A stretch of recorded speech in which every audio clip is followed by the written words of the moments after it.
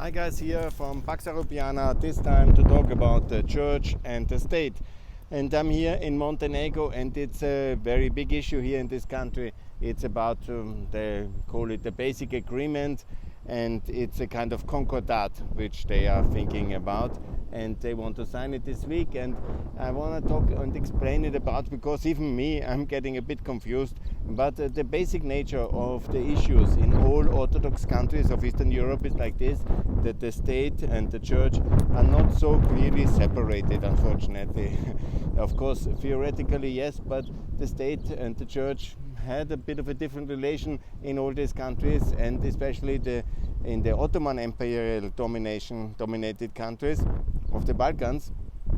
The church was a bit the state for the citizens of their religion, because the Ottoman was the army, and of course the Sultan, and of course the taxes.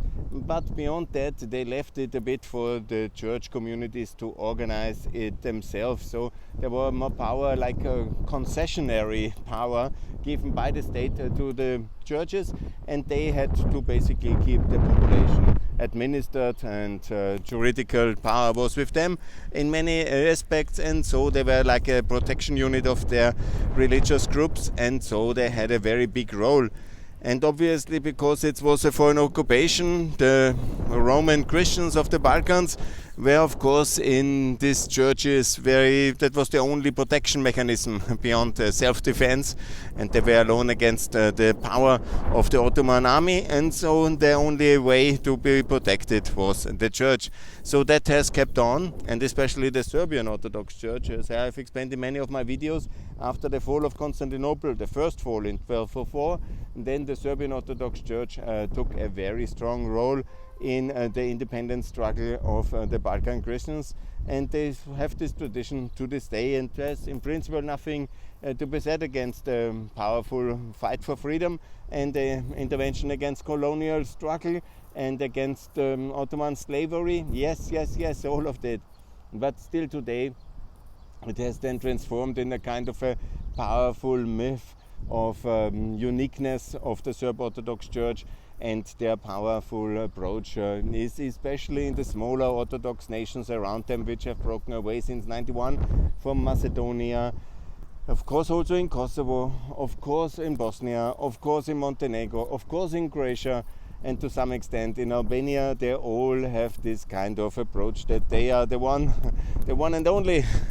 And of course that's not so good. Now the wind is hopefully not eternal judgment for my statements, because what I do now, I will call for an end of this special privileged status, and certainly not to extend it today in Montenegro, but to keep that a bit separated, and more separated between the church and the state. That's very important, and that's what we basically have done already in the famous year of 1792 when Joseph II has also confiscated a lot of church property for worldly uses, and that was what we have done in the French Revolution.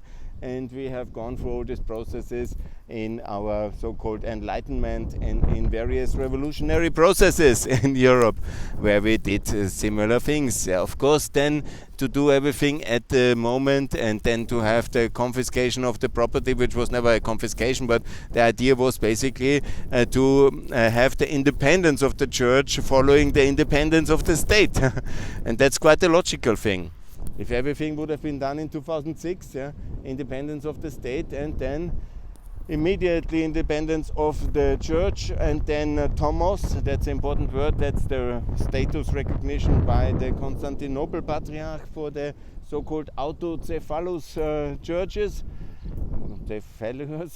churches, and more detailed explanation maybe you have to find online, but it's very controversial, all these things, And I have followed the debate about the Ukrainian Tomos, and Poroshenko pushed very hard, and Djukanovic should have pushed a bit harder, I think, to get this independent status. I was now explained that his grandson was baptized in Constantinople, and he's working on it.